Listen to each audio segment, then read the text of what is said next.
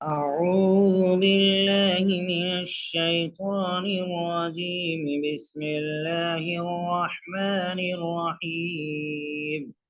إذا السماء انشقت وأذنت لربها وحقت،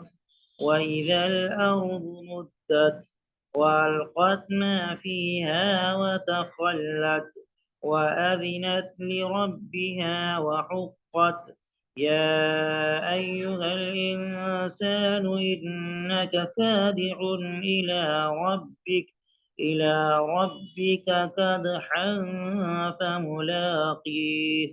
فأما من أوتي كتابه بيمينه فسوف يحاسب حسابا يسيرا وينقلب إلى أهله مسرورا.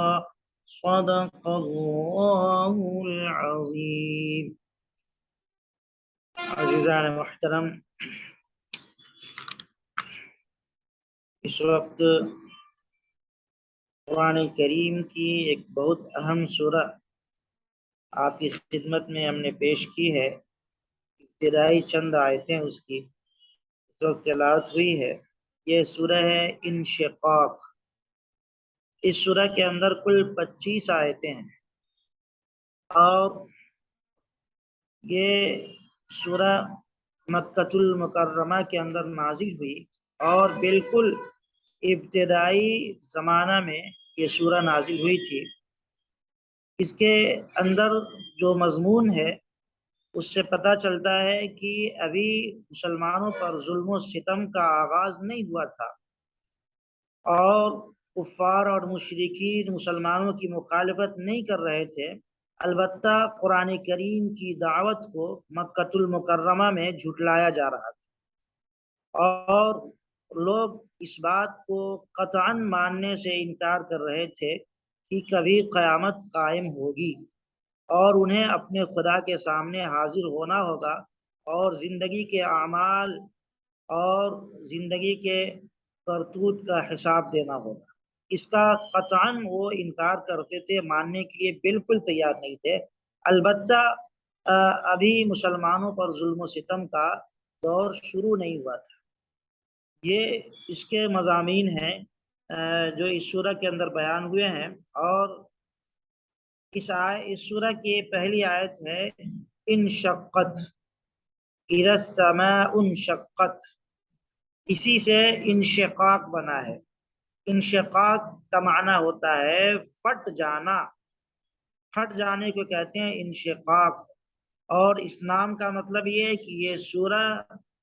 ایسی سورہ ہے جس میں آسمان کے پھٹنے کا ذکر ہے، اور آپ جانتے ہیں کہ آسمان کب پھٹے گا؟ جب قیامت قائم ہوگی۔ تو اللہ فرماتے ہیں اذا السماء انشقت، کہ جب آسمان پھٹ جائے گا، وَأَذِنَتْ لِرَبِّهَا وَحُقَّتْ، اور اپنے رب کے حکم کی اطاعت کرے گا۔ آسمان پھٹ جائے گا اور اپنے رب کے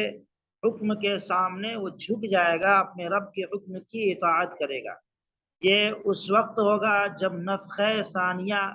یعنی جب دوسری مرتبہ سور پھونکا جائے گا، تو اس وقت معاملہ یہ ہوگا کہ آسمان بالکل پھٹ کر ختم ہو جائے گا، اور اللہ کے حکم کے سامنے مجبور ہوگا، اللہ کے حکم کی اطاعت کرے گا۔ الغرض قیامت کے احوال اور حساب و کتاب کے منظر کو یوں سمجھ لیں کہ اس سورہ کے اندر بیان کیا گیا ہے۔ وَأَذِنَتْ لِرَبِّهَا وَحُقَّتْ، اور اپنے رب کے حکم کی اطاعت کرے گا۔ وَإِذَا الْأَرْضُ مُدَّتْ، اور اس کے لیے حق ہے کہ وہ اپنے رب کا حکم مانے، یعنی آسمان کو اس کی اجازت نہیں ہے کہ وہ اللہ کے حکم کا انکار کر دے،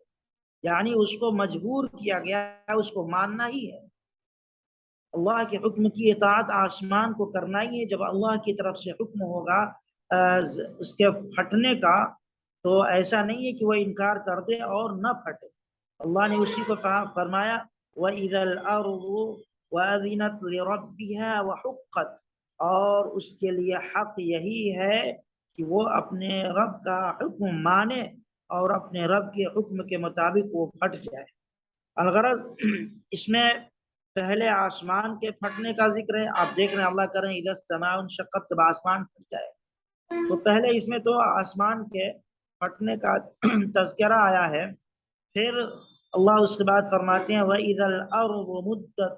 اور جب زمین پھیلا دی جائے گی، وَأَلْقَتْ مَا فِيهَا وَتَخَلَّتْ، اور جو کچھ اس زمین کے اندر موجود ہے زمین اسے باہر پھینک کر خالی کر دی۔ زمین کے اندر جتنی بھی موجودات ہیں، جتنی بھی چیزیں ہیں، زمین ان کو نکال کر کے باہر پھینک دے گی۔ تو الغرض پتہ چلتا ہے اس آیت سے کہ پہلے آسمان پھٹے گا، کیونکہ اللہ نے پہلے آسمان کے پھٹنے کا ذکر کیا اور پھر اس کے بعد زمین کے پھٹنے کا ذکر کیا ہے، اور یہ کہا ہے کہ زمین اپنے خزانے کو باہر نکال دے گی، اور زمین کے اندر جتنی بھی چیزیں ہیں، جتنے بھی خزائن ہیں، سب کے سب وہ باہر نکال دے گی۔ اب خزینے ہیں، دفائن ہیں، جن کو لوگ دفن کر دیا کرتے ہیں زمین کے اندر، ان کو بھی زمین نکال کر کے باہر کر دے گی۔ اور اسی طریقے سے انسان کے مردہ جو جسم ہے جن کو زمین کے اندر دفنایا جاتا ہے، وہ سب زمین کیا کرے گی اس وقت اللہ کے حکم سے نکال کر کے سب کو باہر کر دے گی۔ اور پھر اللہ فرماتے ہیں وَأَذِنَتْ لِرَبِّهَا وَحُقَّتْ، کہ زمین کو اپنے رب کے حکم کی اطاعت کرنی ہے اور اس کے لیے حق ہے کہ وہ اللہ کے حکم کو مانے، یعنی جس طریقے سے آسمان کو ماننا ہی ہے، اللہ کے حکم کی اطاعت کرنی ہے، وہ انکار نہیں کر سکتا، ایسی ہی اللہ نے زمین کو بھی پابند کر دیا ہے کہ زمین اللہ کے حکم کی اطاعت کرے اور زمین اللہ کے حکم کی فرما برداری کرے، اور زمین کے اندر جتنی بھی چیزیں ہیں اندر موجود ہیں سب کو نکال کر کے باہر کر دے، تمام چیزیں باہر آ جائیں گی۔ انسان جو اس کے اندر دفن ہے، ان کی ہڈیاں، انسان کے ریزے ریزے جو ذرات ہیں وہ بھی نکل جائیں گے، اور زمین کے اندر انسان کے علاوہ جو سونے چاندی اور جو کوئلے ہیں، ہیرے جواہرات پتھر اور نہ جانے کتنے طریقے کے چیزیں زمین کے اندر جو موجود ہیں، ان تمام کو زمین نکال کر کے باہر کر دی۔ وَأَلْقَتْ مَا فِيهَا وَتَخَلَّتْ وَأَذِنَتْ لِرَبِّهَا وَحُقَّتْ، اور زمین کو اللہ نے پابند کر دیا ہے کہ وہ اللہ کے حکم کی اطاعت کرے۔ یا ایھا الانسان انک کادح الی ربک کدحا فملاقیہ۔ عزیزان گرامی، یہاں تھوڑی سی تفصیل ہے زمین کے تعلق سے، کہ آپ جانتے ہیں کہ محشر کے لیے ایک نئی زمین تیار کی جائے گی جس میں نہ کوئی غار ہوگا، نہ پہاڑ ہوگا، نہ تعمیر، نہ درخت۔ اس سے پہلے دوسرے درس کے اندر اس کی تفصیل آئی تھی کہ زمین کو بالکل چٹیل میدان بنا دیا جائے گا، اور وہاں حساب و کتاب کا مرحلہ شروع ہوگا جس میں اونچ نیچ بالکل ختم ہو جائے گی، زمین بالکل ہموار ہو جائے گی، ایک چٹیل میدان، اس میں نہ تو پہاڑ ہوں گے اور نہ عمارتیں ہوں گی اور نہ درخت ہوں گے، بلکہ ایک مسطح مستوی ہوگی، اور پھر اس کو کھینچ کر کے بڑھا دیا جائے گا، زمین کو کھینچ کر بڑھایا جائے گا، اتنا بڑھایا جائے گا کہ تمام اولین اور آخرین اس پر جمع ہو سکے۔ حضرت آدم علیہ نبینا علیہ الصلوۃ والسلام سے لے کر کے آخری انسان جو صبح قیامت تک پیدا ہونے والا ہے، ان سب کو جمع کر دیا جائے، اتنا بڑا زمین کو کھینچ کر کے پھیلا کر کے کر دیا جائے گا۔ دوسری صورتوں کے اندر اس کا بیان آیا ہے، یہاں آپ غور کریں گے تو ایک نئی زیادتی ہے کہ آسمان اور زمین دونوں پر اللہ تبارک و تعالیٰ کی طرف سے جو حکم نافذ ہوگا وہ قیامت کے دن ہوگا۔ اللہ کی طرف سے جو حکم ہوگا اور اللہ کا جو حکم آئے گا آسمان اور زمین کو، قیامت کے دن ہوگا، اور اس کے متعلق اللہ فرماتے ہیں وَأَذِنَتْ لِرَبِّهَا وَحُقَّتْ۔ اذن کا معنی ہوتا ہے سن لینا، مراد یہ ہے اطاعت کرنا، کہ زمین و آسمان یہ اللہ کی اطاعت کر لیں، انہوں نے کر لیا ہے اور ان کو اطاعت کرنا ہے، اللہ کے حکم کی نافرمانی نہیں کر سکتی۔ اب یہاں ایک اور چیز آپ سن لیں کہ اللہ کا جو حکم ہے، یعنی احکام الہیہ، اللہ رب العالمین کے جو احکامات ہیں، جو آرڈرز ہیں اللہ کے، ان کی دو قسمیں ہیں، دو قسمیں ہیں یہاں۔ آسمان و زمین کی اطاعت اور اللہ کے حکم کی تعمیل کے دو معنی ہو سکتے ہیں۔ کیوں؟ اس لیے کہ احکام الہیہ جیسا کہ میں نے بتلایا کہ یہ دو طرح کے ہوتے ہیں، ایک تو تشریعی احکام ہے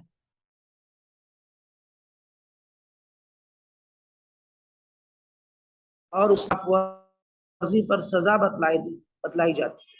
اس کو کہتے ہیں تشریعی احکام۔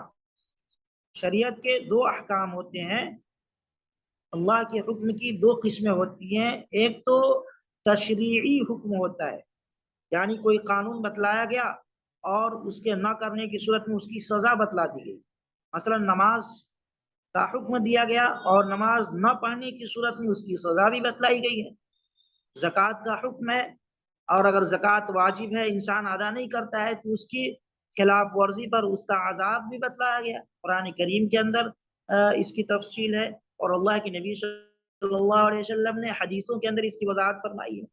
اگر کوئی شخص زکوٰۃ نہ ادا کرے تو اس کے عذاب کا تذکرہ ہے، اس کی سزا بتلائی گئی ہے۔ تو ایسے احکام کو کہتے ہیں تشریعی احکام۔ لیکن ایسے احکام میں کرنے والے کو اختیار ہوتا ہے، اس کو مجبور نہیں کیا جاتا ہے کہ تم کو کرنا ہی ہے۔ تشریعی احکام جو ہوتے ہیں اس میں کرنے والے کو مجبور نہیں کیا جاتا ہے، بلکہ اس کو ایک طرح کا اختیار دے دیا جاتا ہے کہ وہ اپنے اختیار سے چاہے تو اس قانون کی پابندی کرے، چاہے تو پابندی نہ کرے، یہ اس کی مرضی ہے۔ اس کے برخلاف ایک دوسرا قانون ہوتا ہے جو تمام مخلوقات پر نافذ ہوتا ہے۔ اللہ کا ایک دوسرا قانون ہے جو تمام مخلوقات پر نافذ ہوتا ہے، اس میں کسی کو اختیار نہیں ہے کہ وہ پابندی کرے، مانے یا نہ مانے، اس کا اختیار نہیں ہوتا ہے، مجبوراً سب کو ماننا ہوتا ہے۔ جیسے انسان اس میں بھی شامل ہیں، جنات بھی اس میں شامل ہیں، اور دوسری مخلوقات اس میں شامل ہیں۔ یعنی جیسے اللہ نے تقدیر کسی کی لکھ دی تو اب وہ تقدیر کام کرے گی، آپ مانیں یا نہ مانیں، ان کو کہتے ہیں تکوینی احکام، تقدیری احکام۔ ایک ہے تشریعی احکام، میں نے بتلا دیا، اس میں انسان اور جنات دونوں پر وہ حکم نافذ ہوتا ہے اور اس میں ان کو اختیار ہے، چاہے تو وہ عمل کرے یا نہ کرے۔ اور ایک ہے تقدیری احکام، تو یہ جو تقدیری احکام ہیں یہ جبراً اللہ کی طرف سے نافذ ہوتے ہیں، ان میں کسی کو مجال نہیں کہ ان کی مخالفت کر دے۔ اب اس میں انسان بھی شامل ہیں، جنات بھی شامل ہیں، اور دیگر مخلوقات سب کے سب اس میں شامل ہیں۔ اب یہیں سے آپ سمجھ سکتے ہیں کہ انسان بھی دو قسمیں انسانوں کی ہو جاتی ہیں، ایک کافر اور ایک مومن۔ جو اللہ کے حکم کی اطاعت کر لے وہ مومن، اور جو اللہ کے حکم کی اطاعت نہ کرے وہ کافر ہے۔ چنانچہ ایک شاعر نے بھی کہا ہے، ذرہ ذرہ دہر کا پست پابست تقدیر ہے، زندگی کے خواب کی جامی یہی تعبیر ہے۔ ذرہ ذرہ دہر کا پابست تقدیر ہے اور زندگی کے خواب کا جامی یہی تعبیر ہے۔ تو اس جگہ اللہ تبارک و تعالی نے آسمان اور زمین کو جو یہ کہا کہ ان کو اللہ کے حکم کی اطاعت کرنی ہے، تو مراد یہ ہے کہ یہ تقدیری احکام ہیں، اللہ کے حکم کی یہ خلاف ورزی نہیں کر سکتے۔ اللہ نے انسانوں اور جناتوں کو یہ تشریعی احکام دیا ہے، اب ان میں یہ آزاد ہے، چاہے تو وہ اس حکم کی اطاعت کریں چاہے انکار کر دیں۔ ہاں، اطاعت کی صورت میں یہ مومن کہلائیں گے اور انکار کی صورت میں کافر کہلائیں گے۔ اطاعت کی صورت میں اللہ رب العالمین کی طرف سے ان کو نوازا جائے گا، انعامات کی بارش ہوگی اور اللہ کے رحمت کے مستحق قرار پائیں گے، اور انکار کی صورت میں یہ اللہ کے عذاب اور اس کی سزا کا مستحق ٹھہر جائے گا۔ یہ ہے مطلب۔ تو اس کے بعد اللہ فرماتے ہیں کہ یا ایھا الانسان انک کادح الی ربک کدحا فملاقیہ، کہ اے انسان تو اپنے رب کی طرف کشا کشا چلا آئے گا، اپنے رب کے پاس تم حاضر ہو جاؤ گے، یعنی تجھ کو تکلیف اٹھانی ہے اور اپنے رب تک تمہیں پہنچنا ہے، اور پھر اس رب سے فملاقی، تم کو ملاقات کرنا ہے۔ یا ایھا الانسان انک کادح، عزیزان محترم، قدح کا معنی ہوتا ہے کسی کام میں پوری کوشش کرنا، بھرپور کوشش کرنا، جس کو کہتے ہیں پوری محنت کرنا، پوری طاقت لگا دینا کسی کام کے پیچھے، اس کو کہتے ہیں قدح۔ تو اللہ تبارک و تعالی فرماتے ہیں کہ انسان کی ہر کوشش کی انتہا اس کے رب کی طرف ہونے والی ہے، یعنی انسان کو اپنے رب تک پہنچنا ہے۔ اور اس آیت میں اگر آپ غور کریں گے تو اللہ تبارک و تعالی نے تمام انسانوں کو خطاب فرما کر کے اس کو انسانوں کو دعوت دی ہے کہ انسان غور و فکر کر کے اپنے لیے ایک ایسے راستے کو چن لے، ایسے راستے کو اختیار کر لے کہ جو راستہ صحیح سمت کی طرف جانے والا، جو راستہ صحیح منزل کی طرف جانے والا ہو، ایسے راستے کو وہ انسان اختیار کرے۔ پہلی بات تو یہ ارشاد فرمائی کہ انسان چاہے نیک ہو یا بد ہو، مومن ہو یا کافر ہو، اپنی فطرت کے اعتبار سے وہ اس بات کا عادی ہے کہ کچھ نہ کچھ حرکت کرے، کچھ نہ کچھ کام کرے۔ اللہ نے انسان کو اس کی فطرت میں یہ بات شامل کر دی ہے کہ انسان کچھ نہ کچھ کرے، دنیا کے اندر کچھ نہ کچھ کرے۔ یا ایھا الانسان انک کادح، اے انسان تجھے اپنے رب کی طرف جانا ہے، محنت اور مشقت کرنی ہے تجھے، اور اس سے ملاقات کرنی ہے، رب سے ملنا ہے۔ تو پتہ یہ چلا کہ انسان کی فطرت اور نیچر میں اللہ نے یہ بات رکھ دی ہے کہ انسان کو کچھ نہ کچھ دنیا کے اندر کرنا ہے، محنت اور مشقت کرنی ہے، یہ بات طے ہو گئی۔ اب انسان اگر شریف ہے، نیک ہے، تو جس چیز کو حاصل کرنے کے لیے محنت کرے گا اور کوشش کرے گا تو اس کو اپنے مقصد میں کامیابی حاصل ہوگی، وہ چیز اسے حاصل ہوگی، اور وہ جائز طریقے سے کوشش کرے گا، چاہے وہ ضروریات زندگی ہو، رزق کا مسئلہ ہو، کاروبار کا مسئلہ ہو۔ تو اگر انسان اپنی اس مقصد کو صحیح طریقے سے حاصل کرنے کی کوشش کرتا ہے تو وہ شریف اور نیک انسان ہے۔ اس کے برخلاف برا انسان جو بدخو ہے، جو بری طبیعت والا ہے، وہ بھی اپنی زندگی کو حاصل کرے گا، ضروریات کو حاصل کرے گا اور اس میں بھاگ دوڑ کرے گا، لیکن وہ بھاگ دوڑ کرے گا تو اس کا طریقہ بدلا ہوا ہوگا، وہ لوٹ کھسوٹ کا حامل ہوگا، دھوکہ فریب اور دغابازی کے ذریعے سے اپنی زندگی کو اور ضروریات زندگی کو اور مال اور اسباب کو حاصل کرنے کی کوشش کرے گا۔ تو دوسری بات یہ بتلائی گئی کہ اگر انسان عقل مند ہے تو غور و فکر کر کے یہ بات کو، اس بات کو سمجھ سکتا ہے کہ بھائی انسان کو محنت کرنا ہے دنیا کے اندر، چاہے وہ مومن ہو یا کافر ہو، محنت کرنا ہے۔ اب اگر انسان محنت کو صحیح رخ پہ لگاتا ہے تو ظاہر سی بات ہے اس کا نتیجہ اچھا ہوگا، اور اگر محنت کو دوسرے رخ پہ لگاتا ہے تو اس کا نتیجہ برا ہوگا، اور دونوں میں فرق ہے۔ ایک عقل مند انسان سمجھ سکتا ہے کہ ایک آدمی صبح سے شام تک مزدوری کرتا ہے، وہ 500 روپے کماتا ہے، ایک آدمی جاتا ہے اور 10 منٹ میں چوری کر لیتا ہے، 10,000 روپے کما لیتا ہے۔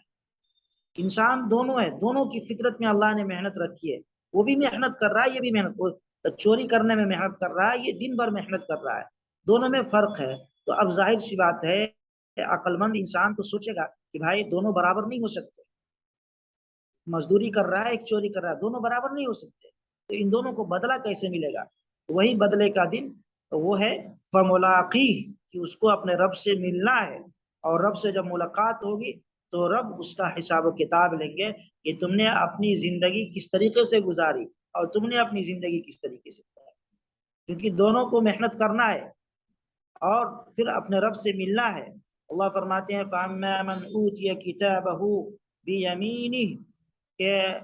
پھر جس کا نامہ اعمال اس کے سیدھے ہاتھ میں دے دیا گا، فَسَوْفَ يُحَاسَبُ حِسَابًا يَسِيرًا، اس سے ہلکا حساب لیا جائے گا، وَيَنْقَلِبُ إِلَىٰ أَهْلِهِ مَسْرُورًا، اور وہ اپنے لوگوں کی طرف، اپنے اہل و عیال کی طرف خوش خوش پلٹے گا، واپس ہوگا۔ یعنی عزیزان محترم، اللہ تبارک و تعالی نے حساب یسیر کا تذکرہ کیا ہے، فَأَمَّا مَنْ أُوتِيَ كِتَابَهُ بِيَمِينِهِ فَسَوْفَ يُحَاسَبُ حِسَابًا يَسِيرًا، کہ جو شخص جس کا نامہ اعمال اس کے سیدھے ہاتھ میں، دائنے ہاتھ میں، رائٹ ہینڈ میں دے دیا جائے، یا یہ حالت مومنین کی ہوگی کہ اللہ تبارک و تعالیٰ نے گویا کہ ایمان والوں کی حالت بیان فرمائی ہے کہ ان کے نامہ اعمال کو دائنے ہاتھ میں دیا جائے گا اور ان سے حساب بہت ہی آسان لیا جائے گا، حساب آسان لیا جائے گا، اور پھر ان کو جنت کی بشارت دے دی جائے گی۔ حساب یسیر، آسان حساب لیا جائے گا، اور پھر جب جنت کی بشارت دے دی جائے گی، یوں کہہ لیں کہ جنت کے ٹکٹ کو دے دیا جائے گا ان کو، تو اب یہ خوشی خوشی اپنے گھر والوں کی طرف لوٹیں گے۔ صحیح حدیث میں ایک روایت موجود ہے حضرت عائشہ صدیقہ رضی اللہ تعالی عنہ سے، وہ فرماتی ہیں کہ رسول اللہ صلی اللہ علیہ وسلم نے فرمایا کہ من حوسب یوم القیامت عذب، یعنی قیامت کے دن جس سے حساب لیا جائے گا تو یہ سمجھ لو عائشہ کہ وہ عذاب سے نہیں بچ سکتا۔ من حوسب یوم القیامت عذب، کہ اے عائشہ قیامت کے دن جس سے بھی حساب لیا جائے گا وہ اللہ کے عذاب سے نہیں بچ سکتا۔ حضرت عائشہ رضی اللہ تعالیٰ عنہ گھبرا گئی اور کہا کہ یا رسول اللہ، کہ قرآن میں تو یہ ارشاد ہے کہ حساب یسیرا، آسان حساب لیا جائے گا مومنوں سے، تو اللہ کے نبی صلی اللہ علیہ وسلم نے فرمایا کہ اس آیت میں جس کو حساب یسیر یعنی آسان حساب فرمایا گیا ہے وہ در حقیقت مکمل حساب نہیں ہے، بلکہ صرف اللہ تبارک و تعالیٰ کے سامنے پیشی ہوگی بندے کی، اور جس شخص سے اس کے اعمال کا پورا پورا حساب لیا جائے گا، عائشہ وہ ہرگز اللہ کے عذاب سے نجات نہیں پا سکے گا۔ تو یہاں جس حساب یسیر کا تذکرہ ہے، آسان حساب کا، تو مطلب یہ ہے کہ صرف ان کو اللہ رب العالمین کے سامنے پیش کیا جائے گا، یعنی مومنین کو اللہ کے سامنے پیش کیا جائے گا، مگر ان کے ایمان کی برکت سے ان کے ہر عمل پر بحث نہیں کی جائے گی، بس دیکھ کر کے اور ان کو ایسے ہی بس بھیج دیا جائے گا۔ بعض مرتبہ ایسا ہوتا ہے کہ آدمی ایک ایک لفظ پہ غور کرتا ہے، بھائی آپ نے یہ لکھا تو کیوں لکھا، یہ لکھا تو کیوں لکھا، آپ نے یہ جملہ یہاں کیوں استعمال کیا، تو اس پہ بحث ہوتی ہے، مناقشہ ہوتا ہے۔ تو مطلب یہ ہے کہ قیامت کے دن جس سے بھی اس کے عمل کے بارے میں پوچھ لیا جائے گا کہ یہ ایسا کیوں کیا، یہاں یوں یہ کیوں کیا، تو وہ تو برباد ہو گیا، اس کو پھنسنا ہی ہے، وہ بچ نہیں سکتا۔ تو جو مومنین ہوں گے، اللہ کے نیک بندے ہوں گے، نیک عمل کرنے والے ہوں گے، تو قرآن کریم کہتا ہے کہ ان سے آسان حساب لیا جائے گا۔ اللہ کے نبی صلی اللہ علیہ وسلم نے فرمایا کہ آسان حساب کا مطلب یہ ہے کہ ان کو صرف اللہ کے سامنے کھڑا کیا جائے گا، اللہ کی بارگاہ میں وہ پیش کیے جائیں گے، اور پھر ان کو وہاں سے ہٹا دیا جائے گا، بھائی آپ چلے جائیں جنت کی طرف، ان کے عمل کے بارے میں پوچھ تاچھ نہیں ہوگی۔ ہاں اس کے برعکس جو وہ لوگ ہوں گے جنہوں نے بدعمالیاں کی ہوں گی دنیا کے اندر اور کفر اور شرک میں زندگی گزاری ہوگی، ان کے ایک ایک عمل کو پکڑا جائے گا۔ کبھی انکوائری کرنے والے آتے ہیں تو ایسا ہوتا ہے کہ کسی کے بارے میں بس پیپر دیکھتے ہیں، ٹھیک ہے چلے جاؤ، اس کو، حالانکہ پیپر میں کچھ خامیاں بھی ہوتی ہیں، لیکن اس کو بول دیتے ہیں ٹھیک ہے چلے جاؤ۔ اور کبھی کبھی ایسا ہوتا ہے کہ وہ انکوائری کرنے والے، جانچ کرنے والے ایک ایک پیج کو بڑے غور سے پڑھتے ہیں اور پھر وہ نشان لگاتے جاتے ہیں، یہ، اور پھر آدمی کی حالت خراب ہو جاتی ہے۔ یہی معاملہ وہاں ہوگا کہ جو مومنین ہوں گے، اللہ کے مقرب بندے ہوں گے، جنہوں نے اطاعت کی ہوگی اور پوری کوشش کی ہوگی اللہ کو راضی کرنے کے لیے، ان کے ساتھ ایسی معاملہ ہوگا کہ جب ان کو اللہ کے سامنے پیش کیا جائے گا تو پھر اللہ کہیں گے ٹھیک ہے جاؤ، ان کے نام اعمال کو دے دو، داہنے ہاتھ میں یہ لیں گے، وَيَنْقَلِبُ إِلَىٰ أَهْلِهِ مَسْرُورًا، اور اپنے گھر والوں کی طرف لوٹیں گے بڑے خوش و خرم ہو کر، اور خوشی خوشی اپنے گھر والوں کی طرف لوٹیں گے۔ اب گھر والوں سے مراد دو چیزیں ہو سکتی ہیں، ایک تو گھر والوں سے مراد جنت